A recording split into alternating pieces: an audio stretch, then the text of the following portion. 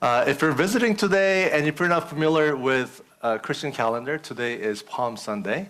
And at Bridgeway, we confirm people on Palm Sunday and we baptize people on Easter Sunday.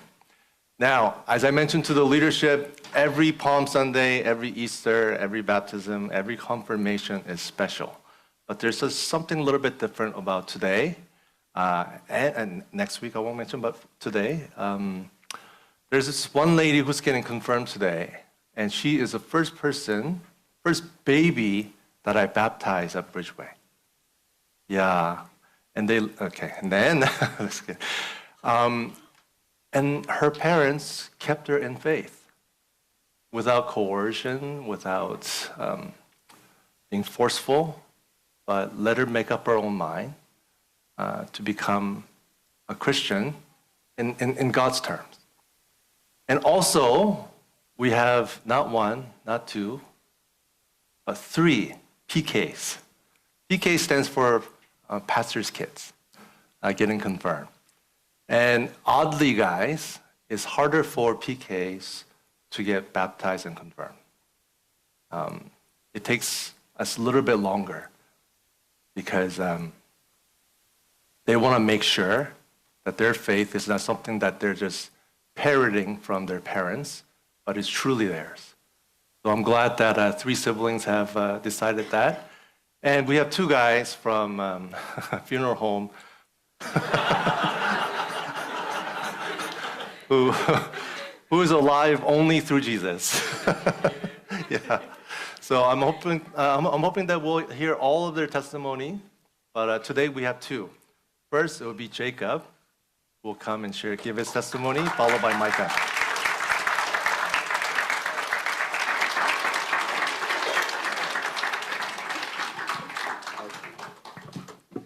Hi, everybody.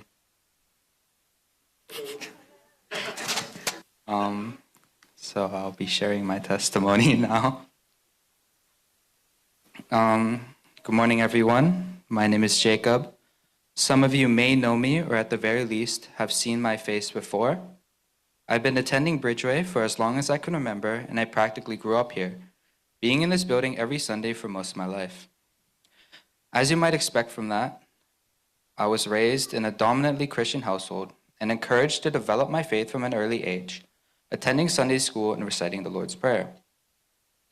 Coming from this background, it was not hard for me to feel comfortable as a Christian, with such a loving community surrounding me, and also the peers I've had outside of church who have never judged me for Christianity. I found that rather than feeling isolated from my beliefs, my struggles were more with my connection with God itself. Despite being in church my whole life, I never grew a deep understanding of what it personally meant to have a relationship with God. In fact, being in church made it harder in some aspects for me to separate the feeling of what was habitual and what was intentional. God had become part of my weekly routine and hadn't fully developed a place in my heart. I went to church because my mom wanted to. I went to church because it was fun. I went to church because I always had. As I got older, I expected to have this sudden realization of who God was, or witness a great miracle, or experience a vision like many were testifying about. Only then would I truly feel as though God was real and present in my life, or so I thought.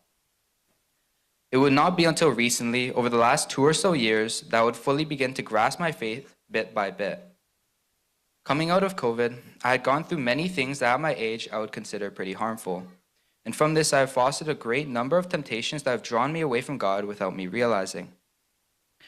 And so, my life became this struggle to balance God and the materialistic things that prevented me from spending time with Him.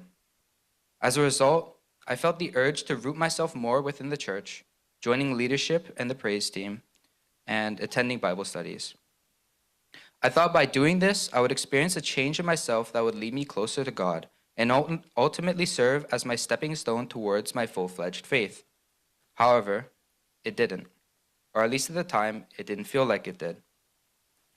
God had been secretly working in my life, listening to my prayers and my attempts to get closer with Him. He had been indirectly answering my questions through the decisions I made, the environments and people surrounding me, and the messages on Sunday that seemed to somehow address my situations head on. Pastor Jacob once shared in his sermon how God, though we might not see him, is always working behind the scenes, and that even though his work may be invisible, it is no less real. It was after hearing this that I began to become conscious of the ways God was shaping my life and become appreciative of his efforts to draw me closer to him.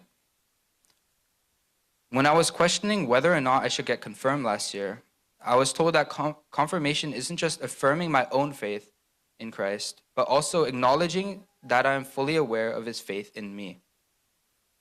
This idea helped me to feel closer to God as my Father and I as his Son, and to understand that this relationship isn't one-sided, but God, in his boundless love for us, has faith in our ability as his children to love him as well. This new sense of what it means to trust in a God who is always present in our lives and wants to have a father-son or daughter relationship with us helps me to paint a picture of who he truly is and why I put my faith in him. God is my provider, my protector, and my deliverer. God has guided me every step of the way, challenged me, saved me in my times of need, and answered me whenever I had doubts. He has shown me that he is a personal and friendly God, addressing my faith in a close and unique way that I had not had the open eyes to see. It is in this way that God's role in my life as Christ has slowly but surely revealed itself to me little by little, and I hope that as he continues to guide me, he will further reveal himself and his will to me. I pray that as I journey in my faith, I will experience life with the open eyes, ears, and heart to know he is always there and present, regardless of my uncertainties or doubts, and that he is working his greater plan through me. Thank you for listening. And I believe it's Micah now. Thank you. Good job, Jacob.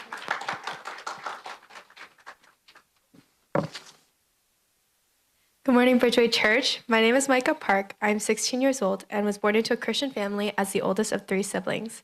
I have been attending Bridgeway since my birth and consider all the aunts, uncles, brothers, and sisters here my second family. Although I don't remember, I've been told that I was one of Pastor John's first baby baptisms at Bridgeway. I am grateful that my parents set me on this path, and today I am standing before you to claim that faith as my own. I grew up attending church on Sundays at 10:30 instead of sleeping in like a lot of my friends did. And I got to learn all the wonderful stories in the Bible, including the story of creation and the wonderful story of the resurrection of Jesus Christ that we are celebrating. A fun fact that you may not know about me is that I love sports. Growing up, I played a lot of sports and enjoyed most of them.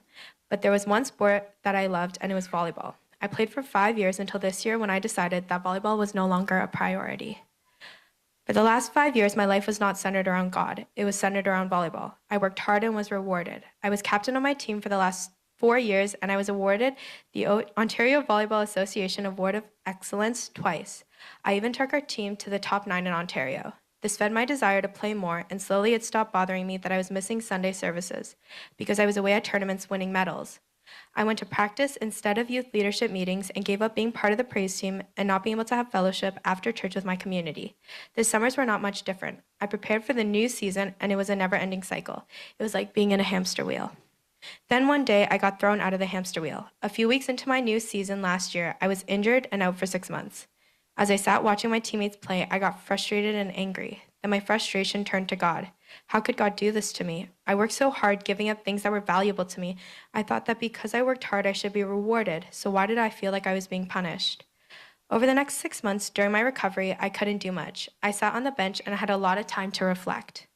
It was during this time that I started to realize how much I had grown apart from God and my church community and felt like I was falling away in my journey with him. I saw my friends get confirmed, but I didn't feel ready yet. No matter how much I wanted to be, I knew I wasn't. I was really frustrated with myself. Then during Vision X Overflow last year, I was talking to Pastor Jacob and I broke down. I was struggling and couldn't feel God's presence, but through talking with him and then my mom, I came to realize that volleyball was less important than my faith and that my faith is a journey that happens on God's timing. I began to see that my injury, which I once thought was a curse, was a blessing in disguise. It made me think about my relationship with God and what was important to me. That's when I decided I wanted to prioritize my relationship with him, and in hindsight, I can see that God had greater plans for me. After Vision X, I was back into playing most games, but by then, I already knew in my heart that I wanted to put my relationship with God before anything else. Don't get me wrong, my love for volleyball is still strong, but it is no longer my idol. God has provided me with a job coaching volleyball, and it is awesome because the flexible schedule allows me to work around church and school while still allowing me to do something I love. Today, I have a great fellowship with my community, and most importantly, I have more time for God, and my relationship with Him has grown. I joined the praise team, started reading my Bible more, and was able to deepen my relationship with my friends and youth. This experience has taught me to put my faith in God's plan. Here, there is a verse in Jeremiah that I wanted to share with all of you. So if you have your Bibles, feel free to turn to Jeremiah chapter 29, verses 11 to 14. It says, "For I know the plans I have for you, declares the Lord, plans to prosper you and not to harm you, plans to give you hope in a future. Then you will call on me and come and pray to me, and I will listen to you. You will seek me and find me when you seek me with all your heart. I will be found by you, declares the Lord, and will bring you back from captivity. I will gather you from all the nations and places where I have banished you, declares the Lord, and I will bring you back to the place from which I carried you into exile." This is the verse that I keep close to my heart if I ever find myself angry and questioning God again. I felt the presence of Christ deeply during this time, and I now understand that He is always there for me, and that by His goodness and mercy, He turned me away from something I idolized and drew me back to Him with open arms. Christ to me is the only one who can transform and save. To close, I wanted to say thank you to all of you. You have been a huge part of how my faith has been shaped and grown to what it is today. A special thank you to my brothers and sisters from Bridgeway Youth, my brothers and sisters from Mira Ohana, and all the pastors, especially Pastor Jacob, who have helped me in my journey. I am eternally grateful for all of you, and I thank God every day that I have this community. Thank you for listening, and praise be to God.